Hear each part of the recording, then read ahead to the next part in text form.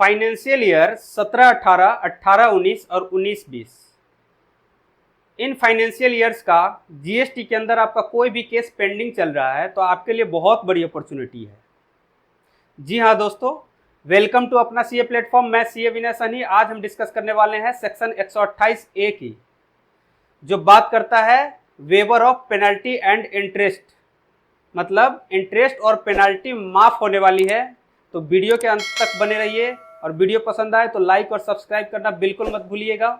सबसे पहले इसका हेडिंग देखते हैं, वेवर ऑफ इंटरेस्ट और पेनल्टी और both relating to demand raised under section 73 for certain periods.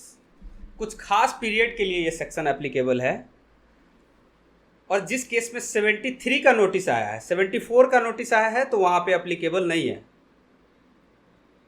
ये हेडिंग में ही साफ साफ है कि आपका अगर 74 का केस है तो आपके लिए ये एप्लीकेबल नहीं है। लेकिन आपका नोटिस जो है सेक्शन 74 के अंदर आया है, उसके बाद आपने अपीलेट अथॉरिटी या अपीलेट ट्रिब्यूनल को सेटिस्फाई करके वहां से 75(2) का ऑर्डर पास करवा लिया और उसमें ये लिखा गया कि ये जो केस है 73 के अंदर फॉल करता है, ये फ्रॉड का केस नहीं है बल्कि नॉन फ्रॉड का केस है, तो फिर आपको ये बेनिफिट मिल जाएगा। तो 73 के लिए तो ये पूरा पूरा अप्लीकेबल है। 74 के लिए कब अप्लीकेबल है? जब वो कन्वर्ट हो जाता है 73 में। Subsection 1, notwithstanding anything to the contrary content in this act, where any amount of tax payable by a person chargeable with tax in accordance with। अब देखिए यहाँ पे क्या कहता है कि ये जो है पूरे जीएसटी एक्ट को ओवरराइड करता है।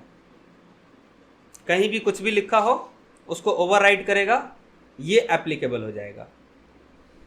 अब देखिए क्लॉज ए क्या कहता है, ए नोटिस इशूड, 73 का नोटिस इशू हो चुका है, and where no order under subsection 9 has been issued, मतलब नोटिस इशू हो चुका है लेकिन ऑर्डर इशू नहीं हुआ है, तो ये क्लॉज ए के अंदर कवर हो जाएगा, मतलब आपको ये बेनिफिट मिल जाएगा। अब केस आता है कि नोटिस इशू ही नहीं हुआ, आपने टैक्स का पेमेंट कर दिया। अब यहाँ पे देखिए amount of tax payable, where any amount of tax payable, tax payable होना चाहिए। अब कुछ कुछ केस में होता है कि आपने टैक्स का पेमेंट तो कर दिया है लेकिन इंटरेस्ट पेमेंट नहीं किया। अब इंटरेस्ट और पेनल्टी की नोटिस अलग से आ गई, तो उस केस में ये एप्लीकेबल नहीं होगा एज पर लॉ के लैंग्वेज के हिसाब से। उस केस में अभी एप्लीकेबल नहीं होगा जब तक कि कोई चेंज ना आ जाए या किसी कोर्ट का डिसीजन ना आ जाए। अब क्लॉज बी क्या कहता है कि 73 का ऑर्डर तो आ चुका है लेकिन आप अपील में जा चुके हैं और आपका अपील का जो ऑर्डर है वो पेंडिंग है। अपील का ऑर्डर या फिर रिविजनरी में गए हैं, रिविजनिंग का ऑर्डर पेंडिंग है, रिविजनिंग अथॉरिटी का ऑर्डर पेंडिंग है, तो उस केस में भी ये सेक्शन एप्लीकेबल हो जाएगा। वहां भी आप टैक्स का पेमेंट करके इंटरेस्ट और पेनल्टी माफ करवा सकते हैं। क्लॉज सी क्या कहता है कि आपका अपील का ऑर्डर आ चुका है, रिविजनरिंग अथॉरिटी का भी ऑर्डर आ चुका है, लेकिन आप अभी क्या कर रहे हैं, अपीलेट अथॉरिटी का ऑर्डर आपको नहीं मिला है। अपीलेट अथॉरिटी का ऑर्डर आपको नहीं मिला है, मतलब सेक्शन 107 और 108 का ऑर्डर पास हो चुका है लेकिन सेक्शन 113 का ऑर्डर पास नहीं हुआ है, तो उस केस में भी ये एप्लीकेबल हो जाएगा। सबसे इंपॉर्टेंट क्या है ना, कंप्लायंस होना, मतलब केस का पेंडिंग होना। अगर नोटिस आया, आप आंख बंद करके बैठ गए, जो होगा देखा जाएगा। अब जो होगा देखा जाएगा तो फिर देखते रहिए। आपका केस पेंडिंग में नहीं है, ऑर्डर आ चुका है, अपील की डेट एक्सपायर हो चुकी है, टाइम बार हो चुका है, तो आपको ये बेनिफिट नहीं मिलेगा। ये किस पीरियड के लिए एप्लीकेबल है? 1 जुलाई 2017 से 31 मार्च 2020 या पार्ट देयर ऑफ, उस पीरियड का कोई भी लायबिलिटी अगर अराइज होता है तो उस केस के लिए ये एप्लीकेबल है। And the said person pays the full amount of tax, मतलब पूरा का पूरा टैक्स अमाउंट आपको पेड करना पड़ेगा। अब मान के चलो आपकी लायबिलिटी 4 लाख की आती है, 4 लाख की आपकी लायबिलिटी है, उसमें से 2 लाख के लिए आपको लगता है कि नहीं यहाँ मैं सही हूँ, अगर इसके लिए मैं केस लड़ूँ तो जीत सकता हूँ, लेकिन 2 लाख के लिए आपको लगता है कि नहीं सही में जेन्युइनली यहाँ पे मिस्टेक हुआ है, ये टैक्स लायबिलिटी मेरी बनती है, ठीक है। तो आपको क्या लगता है यहाँ पे 4 लाख का पेमेंट करना पड़ेगा या 2 लाख का? तो नोटिस में जितना भी अमाउंट स्पेसिफाई किया गया है टोटल अमाउंट पे करना पड़ेगा, मतलब पूरा का पूरा 4 लाख पेड करना पड़ेगा। आप केवल 2 लाख पेड करके यहाँ पे नहीं बच सकते। अगर आपको लड़ना है तो पूरे 4 लाख के लिए लड़िए, केवल 2 लाख के लिए नहीं लड़ सकते।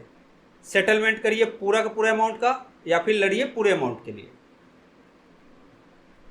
वो आपके पास ऑप्शन है, डिसाइड आपको करना है किस में बेनिफिट है। आपको क्या लगता है? आपका केस अगर मजबूत है तो लड़िए, नहीं मजबूत है तो फिर सरेंडर कर दीजिए। On or before the date as may be notified by the government, ये जो date notified by the government लिखा है, ये डेट नोटिफाई हो चुका है। ये डेट है 31 मार्च 2025, मतलब 31 मार्च 2025 से पहले आपको पेमेंट कर देना है, तो आपको इस सेक्शन का बेनिफिट मिल जाएगा। उस केस में आपको पेनल्टी नहीं लगेगा, सेक्शन 50 का जो इंटरेस्ट है वो भी नहीं लगेगा।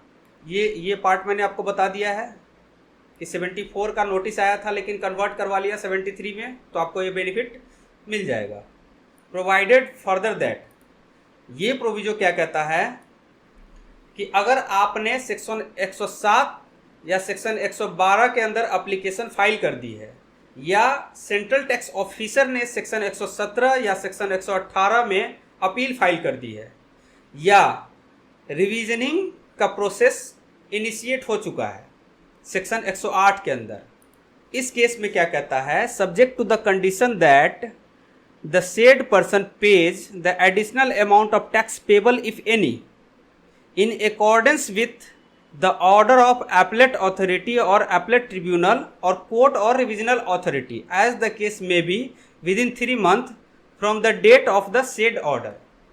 अगर आपका केस सेक्शन 107, 112, 117, 118 और 108 में इनिशिएट हो चुका है, स्टार्ट हो चुका है, और कोई एडिशनल अमाउंट इनके अकॉर्डिंग पेबल बन रहा है, तो वहाँ पे आपको 3 महीने के अंदर ये अमाउंट पेड कर देना होगा, तभी आपको इस सेक्शन का बेनिफिट मिलेगा। अगला प्रोविजो देखते हैं, ये क्या कहता है। ये कहता है provided also that where such interest and penalty has already been paid no refund of the same shall be available. अगर आपने पेमेंट कर दिया है तो आपको कोई रिफंड नहीं मिलेगा। कुछ लोगों को लग रहा था कि नहीं ये सेक्शन आया है, हो सकता है मैंने जो पेमेंट कर दिया है इंटरेस्ट का वो भी मुझे रिफंड मिल जाए, तो उनको क्लियर कर दूं कि आपको कोई भी रिफंड नहीं मिलने वाला। अगर आपने पेमेंट कर दिया है तो हो गया सो हो गया, अब उसमें कुछ नहीं होना जाना। देखिए सब सेक्शन 2 क्या कहता है। ये कहता है nothing contained in sub section 1 shall be applicable in respect of any amount payable by the person on account of erroneous refund. Subsection 2 कहता है कि सबसेक्शन 1 आप पे अप्लीकेबल नहीं होगा अगर आपका रिफंड का केस है, आपने गलत तरीके से रिफंड ले लिया है। अगर आपने रिफंड ले लिया है तो आपको इंटरेस्ट और पेनल्टी हर हाल में चुकानी होगी, आपको सेक्शन 128A का बेनिफिट नहीं मिलेगा। सब सेक्शन 3 क्या कहता है कि सब सेक्शन 1 आपके ऊपर अप्लीकेबल नहीं होगा अगर आपने हाई कोर्ट में या एपेलेट अथॉरिटी या एपेलेट ट्रिब्यूनल के पास रिट पिटीशन फाइल कर रखी है। रिट पिटीशन अगर आपने फाइल कर रखी है तो आपको इस सेक्शन का बेनिफिट नहीं मिलेगा। अगर आपको इस सेक्शन का बेनिफिट चाहिए तो आप रिट पिटीशन विड्रॉ कर लीजिए। सब सेक्शन 4 क्या कहता है, ये कहता है कि अगर आपने सेक्शन 128A का बेनिफिट ले लिया है तो आप इसके अगेंस्ट में कोई अपील नहीं कर सकते, ना तो एपेलेट अथॉरिटी के पास ना ही कोर्ट में। अब यहाँ पे कुछ क्वेश्चंस अराइज होते हैं। अब जैसे मान के चलो आपने एनुअल रिटर्न के साथ अपना टैक्स का अमाउंट पेड कर दिया, कुछ लायबिलिटी बन रही थी जो आपको पता चल गया और आपने पेमेंट कर दिया, लेकिन आपने इंटरेस्ट का पेमेंट नहीं किया और बाद में इंटरेस्ट और पेनल्टी की नोटिस आ गई। अब इंटरेस्ट और पेनल्टी की नोटिस आई है जो सेम पीरियड की है, जुलाई 17 से लेके मार्च 20 तक की है, तो क्या उस केस में भी सेक्शन 128A का बेनिफिट मिल जाएगा? तो मेरे हिसाब से जो लॉ के लैंग्वेज में लिखा है उसको अगर पढ़े तो उस केस में ये बेनिफिट नहीं मिलेगा, क्योंकि यहाँ साफ साफ लिखा है where any amount of tax is payable. Tax का पेबल होना जरूरी है। अब सेकंड क्वेश्चन अराइज होता है कि सर नोटिस आया, ऑर्डर भी आ चुका है, लेकिन हमने अपील नहीं किया, अपील किया ही नहीं, अपील का टाइम हो चुका है ख़त्म, तो आपको ये बेनिफिट नहीं मिलेगा। केस का पेंडिंग होना जरूरी है। आई होप आपको ये सेक्शन क्लियर हो चुका है। अगर कोई भी कन्फ्यूजन है तो कमेंट बॉक्स में पूछ सकते हैं। अगर आप भी मेरे साथ अपडेटेड रहना चाहते हैं तो चैनल को सब्सक्राइब कर लीजिए और बेल आइकन का बटन दबा दीजिए। Thank you.